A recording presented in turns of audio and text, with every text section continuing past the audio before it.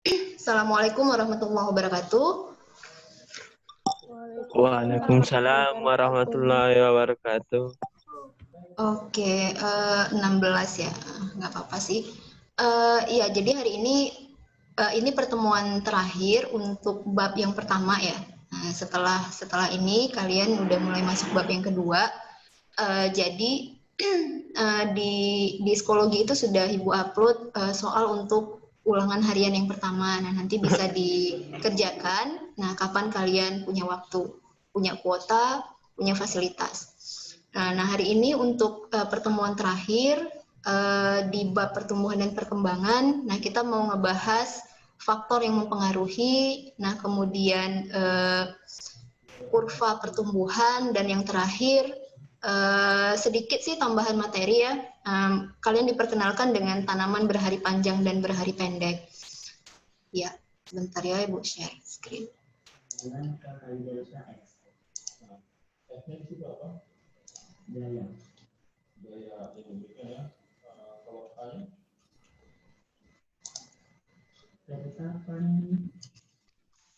Oke. Nah, jadi hari ini sih sebenarnya kalau misalnya ngikutin kurikulum yang ada untuk SMA, nah kita tuh cuma ngebahas faktor yang mempengaruhi pertumbuhan dan perkembangan. Nah, hanya saja di sini Bu tambahkan sedikit mengingat soal-soal ya. Lagi-lagi kalian kan akan berhadapan dengan soal-soal ya. Nah, jadi soal-soal SBMPTN itu, nah pernah muncul itu kurva pertumbuhan, nah kemudian foto periodisme. Nah, ini tambahan saja untuk kalian. Oke, nah yang pertama kita mau ngebahas dulu ya faktor yang mempengaruhi pertumbuhan dan perkembangan pada tanaman. Jadi ini sebenarnya nggak jauh berbeda. Kalau misalnya kalian di kelas 11 itu udah ngebahas hewannya, nah ini di kelas 12 tuh ngebahas tumbuhannya. Nah, bagi yang mau masuk IPB, ya semoga ini bisa jadi sedikit pengetahuan dasar lah untuk kalian. Nah, kalau misalnya kalian ngebayangin ya, tanpa disuruh baca dulu deh ya. Kalian ngebayangin. Nah, kita tumbuh dan berkembang pastinya butuh sesuatu. Pastinya butuh sesuatu. Jadi, nggak akan mungkin seorang bayi ketika sudah dilahirkan tanpa diberi perlakuan apapun, dia akan tumbuh dengan baik.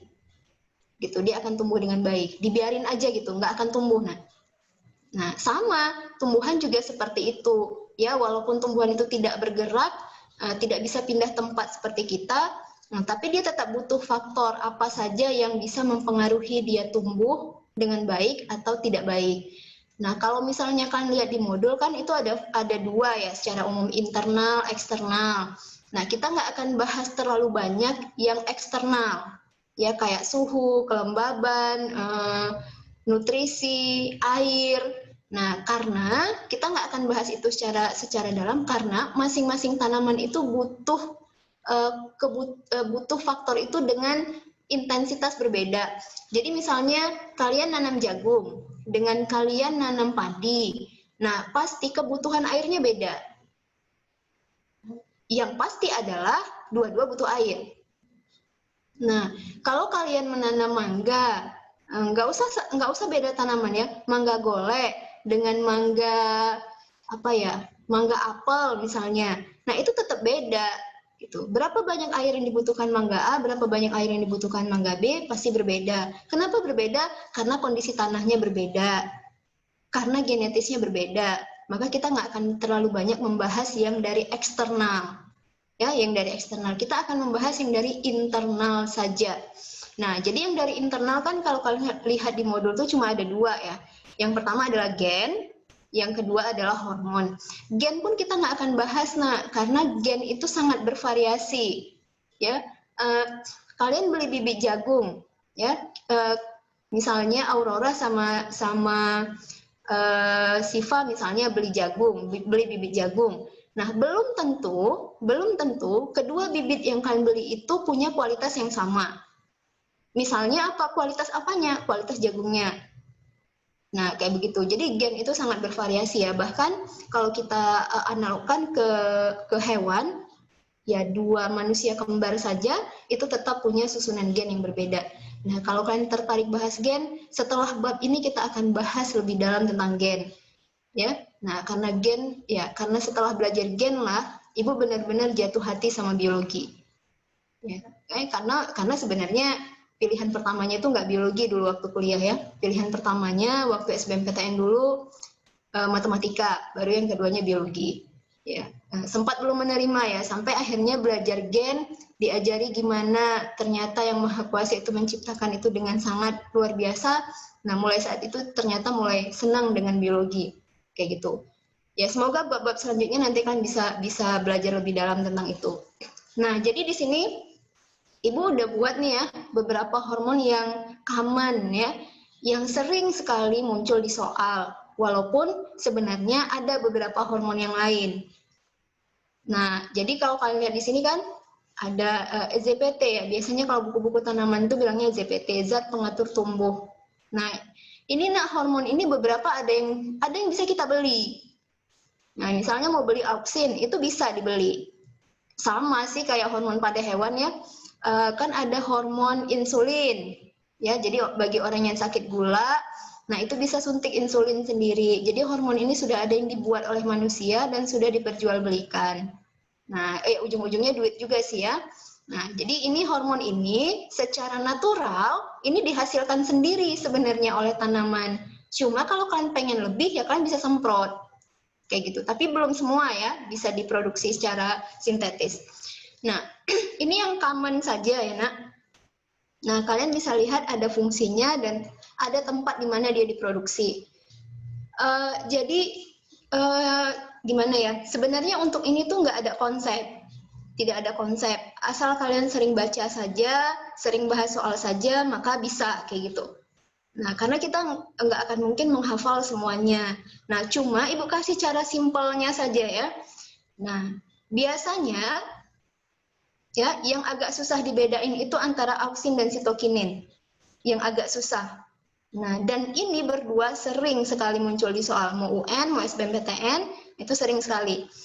Nah, jadi auksin dan sitokinin ini nak, keywordnya adalah kalau auksin itu fungsi utamanya adalah pemanjangan. Kalau sitokinin fungsi utamanya adalah pembelahan. Jadi si sitokinin ini kerjaannya merangsang sel membelah terus. Berarti dia memperbanyak dong. Ya, memperbanyak. Nah, kalau si auksin yang sudah membelah tadi diperpanjang, diperbesar, maka batang itu bisa tambah panjang. Maka di sini kalian lihat ada dominansi apikal. Dominansi artinya apa? Ya, si apikalnya ini, si ujung batangnya, si ujung akar ujung batang nanti akan mengalami pemanjangan. Terus memanjang. Akibat pekerjaan si auksin. Nah, satu sisi, sitokinin ini membelah. Jadi mereka semacam kerjasama aja gitu berdua. Kau membelah ya, pekerjaanmu membelah saja. Biar aku yang bertambah panjang. Kayak gitu. Dapat ya kira-kira bedanya. Jadi auksin itu memanjangkan, sitokinin itu pekerjaannya hanya melakukan pembelahan, tidak untuk memanjangkan. Nah, itu saja keyword untuk kedua ini. Karena ini yang sering sekali muncul di soal. Nah, kalau gibberellina, kemarin kita sudah sempat singgung sedikit waktu bahas perkecambahan. Inilah hormon pertama yang bekerja pada saat biji akan berkecambah. Ya, nah otomatis fungsi utamanya adalah perkecambahan biji. Nah, apalagi yang terlibat pada saat perkecambahan? Nah, otomatis adalah pemanjangan batang. Nah, kemarin kalian lihat diagram ya, ketika gibberellin bekerja, maka auksin dan sitokinin membantu. Kemarin kalian lihat itu di diagram yang kemarin Ibu bilang, ini sama-sama positif ya, berarti mereka sama-sama bekerja sama gitu. Nah, kalau lupa nanti boleh lihat lagi slide-nya yang kemarin. Nah, selesai yang tiga ini, semacam hampir mirip pekerjaannya. Yang satu memanjang, yang satu membelah, yang satu berkecambah. Nah, yang dua ini nah ini yang agak beda. Ya, jadi ABA ini kemarin juga kalian sudah jumpa. Ya, ABA ini asam absisat. Nah, asam absisat ini kalau si auksin, sitokinin, gibberellin itu berfungsi untuk menumbuhkan, ya, maka dia menghambat. Ya, nah, ketika dia hambat pertumbuhan, maka stomata harus dia tutup. Biar apa? Biar nggak fotosintesis, biar tumbuhan itu nggak bisa tumbuh. Nah, kemudian mulai dorman, mulai tidur. Nah, makanya kalian lihat kemarin ketika biji itu hendak berkecambah, maka abanya harus decrease ya, harus diturunkan. Kalau enggak ya tidur terus gitu. Nah, kenapa ya? Jadi kenapa sampai Tuhan menciptakan hormon ini? Nah, ada kalanya tanaman itu memang harus dorman. Misalnya musim kemarau panjang. Ya, jadi untuk negara-negara yang misalnya punya 4 musim ya. Nah, lagi musim panas, ya rata-rata tanamannya akan menggugurkan daunnya. Itulah absisi. Nah, jadi absisi itu adalah proses perontokan atau pengguguran daun. Nah, apa fungsinya? Ya jelas dong ya, itu sangat berkorelasi. Jadi kalau misalnya panas, dia tetap maksain buat nambah rimbun daun, nah itu dia akan kekurangan air, otomatis akan mati. Kayak begitu. Nah maka pada saat itu tanaman juga harus berpikir, walaupun dia tidak punya sistem saraf ya, nah tapi dia punya sistem kontrol yang sangat baik di dalam tubuhnya. Nah dia harus berpikir bagaimana caranya dia menghemat air. Maka satu-satunya cara adalah, nah dia gugurkan daunnya. Kalau sudah dia gugurkan daunnya, berarti tidak berfotosintesis. Maka tanaman akan dorman pada saat itu. Tidak mati ya, dorman saja. Kayak begitu. Nah, ini sudah berkebalikan nih dari 3 hormon yang di atas. Baru yang terakhir adalah etilen. Ya, atau beberapa buku menyebutkannya gas etilen. Ya, jadi kalau misalnya kalian beli pisang di pajak, ya, ada yang pisangnya kuning, tapi ternyata setelah kita belah, itu sama sekali nggak manis. Apa itu namanya ya? Buah karbit.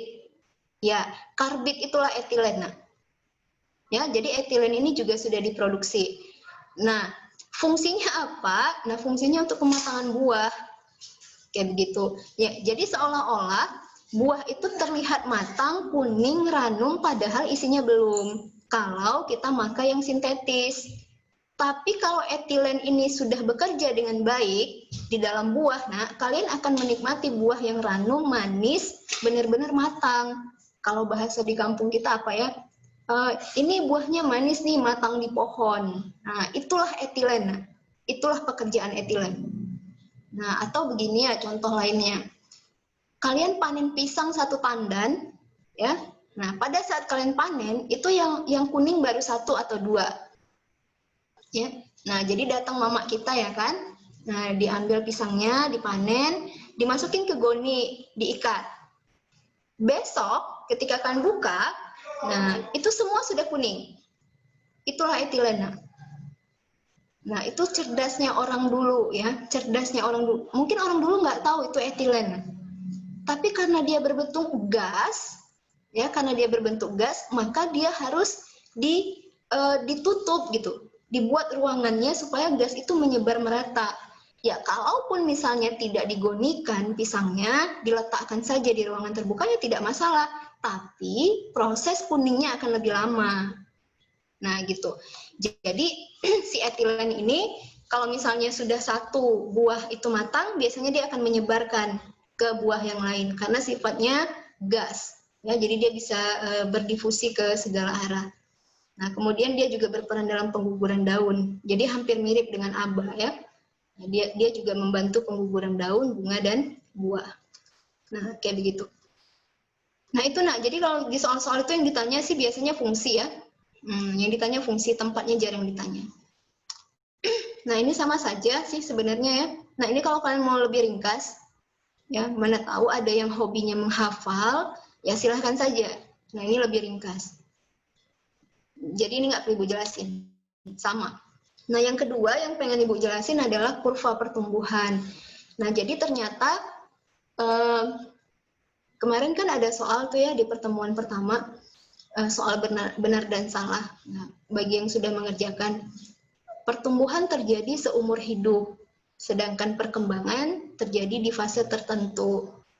Nah, jadi nanti Ibu minta komentarnya ya. Nah, itu pernyataan benar atau enggak. Nah, jadi lihat di sini ya. Ini kalau kalian lihat kurvanya, ini bentuknya kayak bentuk S ya. Nah, ini namanya kurva sigmoid. Kalau ini ini kan kalau misalnya kalian ingin menjelaskan kurva ini, nah ini pasti mulainya dari biji. Ya, pasti mulainya dari biji, dari pasca embrionik, dari biji yang mengakhiri masa dormansi. Jadi seedling growth ini ketika pertama sekali kalian menanam biji di tanah. Ya, kalau mau di air ya berarti di air, pakai hidroponik misalnya. Nah, di 0 hari. Ya. Nah, di awal-awal proses perkecambahan, itu pertumbuhan sedikit melambat. Nah, karena di sini dia baru mulai akan beradaptasi. Ya, dia mulai mengenali dulu ini tanahku ini kayak gimana ya, kandungan airnya cukup enggak ya. Nah, maka di sini proses pertumbuhan itu sedikit melambat. Ya, karena dia sedang berjuang benar-benar untuk beradaptasi. Ini mungkin analognya sama dengan ketika nanti kalian kuliah, misalnya ke Jawa atau ke luar negeri, ya di awal-awal pasti kalian akan mengalami kesulitan. Ya, apakah itu kesulitan berbahasa atau kesulitan mencari makanan yang cocok di lidah. Nah, itulah fase adaptasi tadi. Nah, maka di awal-awal ini akan sedikit melambat. Nah, kemudian kalian lihat ya mulai naik drastis ya, vegetative growth. Ini fase sporofit yang kemarin kita bicarakan. Jadi dia mulai nyaman dengan lingkungannya, dia mulai tahu bagaimana cara mendapatkan air dengan maksimal. Kebetulan tuan rumahnya baik, ya ngasih dia pupuk, ngasih dia nutrisi, ngasih dia tambahan air. Nah, maka pertumbuhannya bagus. Ya, mulai batangnya tambah panjang, ya dibantu hormon-hormon yang tadi ya pastinya. Ya, mulai batangnya panjang, daunnya rimbun. Nah, itulah vegetatif. Ya, mulai tumbuh dengan sangat cepat. Nah, jadi ketika kita sudah lolos dengan proses adaptasi, biasanya ya kita juga bisa tumbuh dengan baik. Nah, sama dengan tanaman juga seperti itu. Jadi ketika dia sudah melewati fase yang pertama ini perkecambahan, dia sudah mulai mendapatkan nutrisi yang baik, ya. Kemudian dia tumbuh dengan baik, ya. Nah, kemudian ya ini fase gametofit, mulai berbunga. Mulai berbunga artinya di sini dia mulai harus membagi energinya, bukan cuma untuk tumbuh, tapi dia sudah harus mulai memikirkan bagaimana gametnya matang. Nah, kenapa harus dimatangkan? Karena disitulah letak proses melanjutkan keturunan mereka.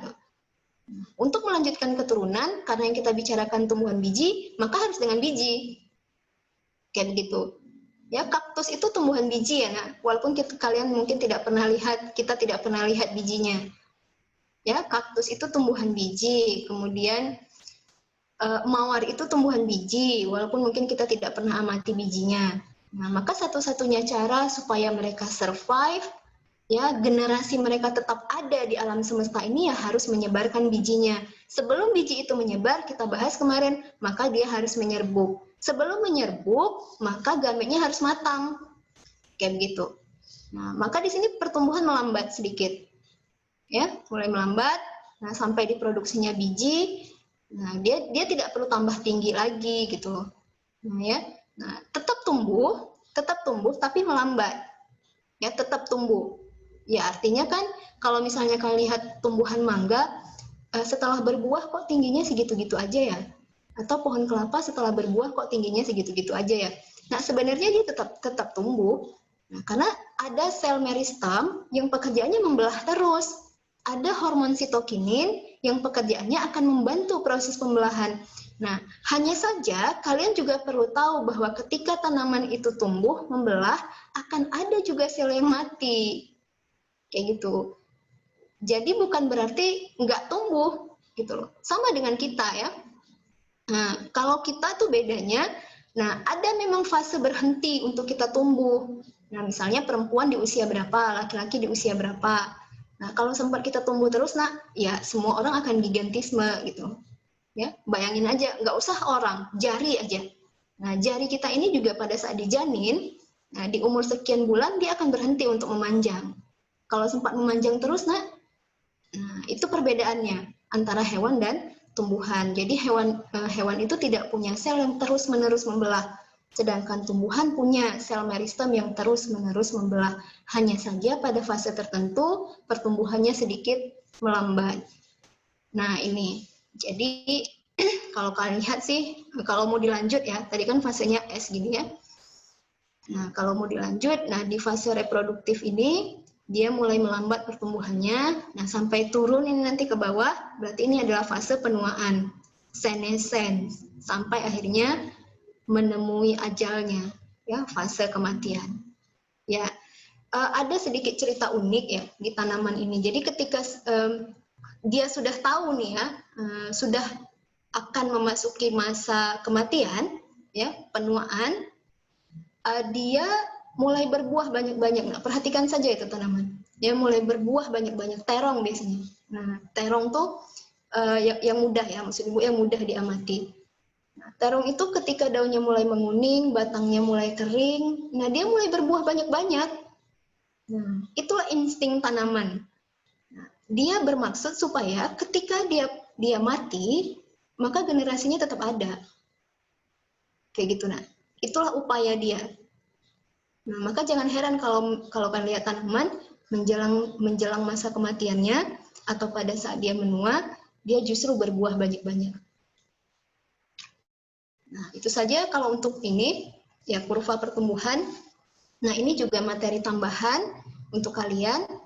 Mana tahu nanti muncul di soal walaupun cuma satu. Nggak sulit kok ya, nggak sulit. Nah, kalian cukup melihat gambar ini saja. Nah, jadi kalau misalnya kalian lihat di sini ada short day plant dan ada long day plant. Nah, sebenarnya ada satu lagi ya, tanaman berhari netral bahasanya. Cuma itu nggak kita bahas, ya, karena berhari netral ya bisa kapan aja berbunga. Itulah bunga di Indonesia salah satunya. Nah, untuk short day plant, nah atau dalam kurung kalian lihat long night. Nah, jadi di sini ada 24 jam, ya. Terus ini dibatasi ya. Critical night length ini artinya panjang malam kritis. Jadi kalau misalnya kita bagi dua kan 12 jam malam, 12 jam siang.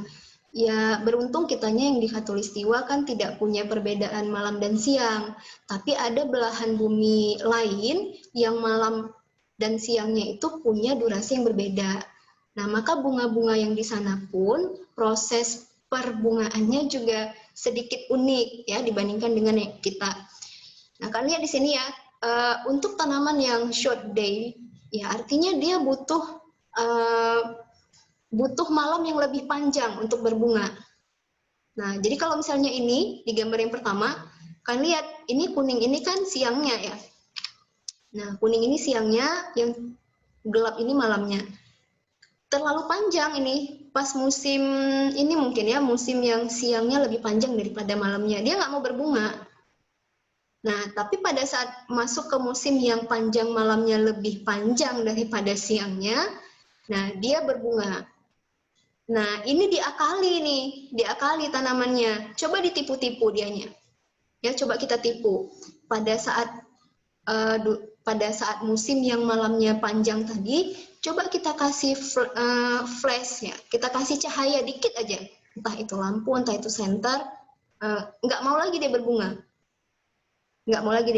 Karena memang tanaman-tanaman seperti ini, yang short day ini, dia hanya butuh pencahayaan yang singkat atau malam yang lebih panjang, seperti itu.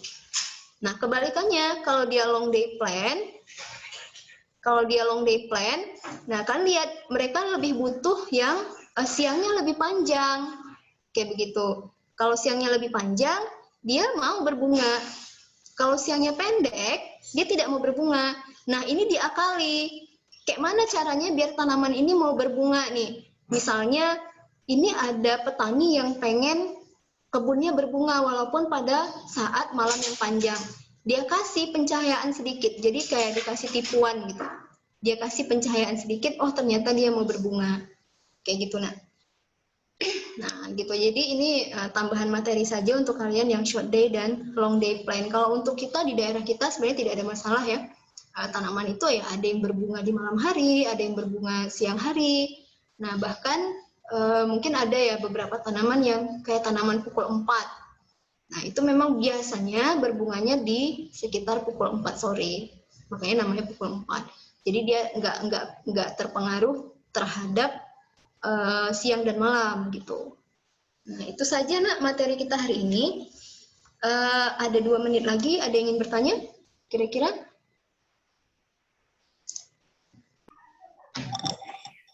Saya, Bu. Oh iya, silahkan. Siapa ya? Bentar ya, Ibu nggak nampak. Pak Ibu. Oh iya, silahkan Pak I. Gini, Bu, kan pas tumbuhan itu masa dorman, dia itu butuh makanan atau enggak, Bu? Oke, good. Iya, pada saat fase dorman, dia tidak butuh nutrisi. Dia tidak butuh nutrisi karena dia tidak beraktivitas apapun. Jadi selnya tidak melakukan pembelahan, selnya tidak melakukan pemanjangan, selnya tidak fotosintesis, selnya tidak bekerja menyerap air, enggak. Nah, jadi dia nggak butuh apapun. Jadi kalau misalnya pun kita kasih pupuk, ya misalnya ya, ini tanaman kita kok tiba-tiba kayak menggugurkan daunnya gitu. Kita kasih pupuk, ya nggak apa-apa, tapi itu nggak akan direspon gitu loh oleh gennya. Nah, itulah uniknya gen. Gen itu yang akan merespon nanti faktor-faktor yang kita berikan dari luar. Nah, kayak gitu. Jadi, kayak misalnya orang sakit gula. Kan orang sakit gula itu katanya ada 2 faktor nih. Ada yang faktor genetik, ada yang faktor makanan. Nah, sebenarnya makanan itu yang mengaktifkan gen. Kayak gitu. Nah, makanya kita disuruh jaga makanan. Supaya apa? Gen sakit gula itu tidak aktif. Kita semua punya gen sakit gula loh ya. Kita semua punya gen kanker. Ya, kita semua punya gen itu. Nah, yang membedakannya adalah aktif dan tidak aktif tadi. Nah, jadi dia tidak butuh nutrisi pada saat dia dorman. Oke, pertanyaannya bagus sekali. Ya, karena waktu kita terbatas ya, Nak. Ya, seperti biasa ya, kalau masih ada pertanyaan boleh japri saja, boleh email, boleh WA, boleh telepon kalau emang perlu cepat. Untuk pertemuan kali ini, Ibu akhiri ya. Ulangan bab 1-nya sudah bisa dilihat di psikologi, sudah Ibu upload. Terima kasih atas waktunya. Assalamualaikum warahmatullahi wabarakatuh. Waalaikumsalam warahmatullahi wabarakatuh. Thank you, Bu. Oke.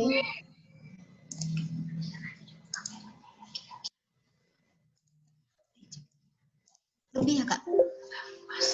Sesak nafas udah guys.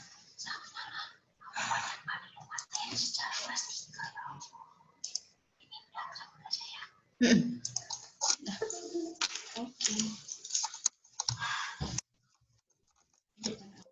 Enggak, udah beda.